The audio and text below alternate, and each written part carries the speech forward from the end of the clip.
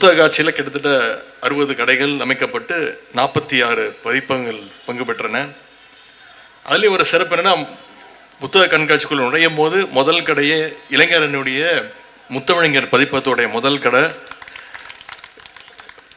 அனைத்து கடைகளையும் பார்த்துட்டு நீங்கள் வெளியில் வரணும்னா கடைசி கடையாக இருந்தது கலைஞர் கருவூலத்துடைய கடை.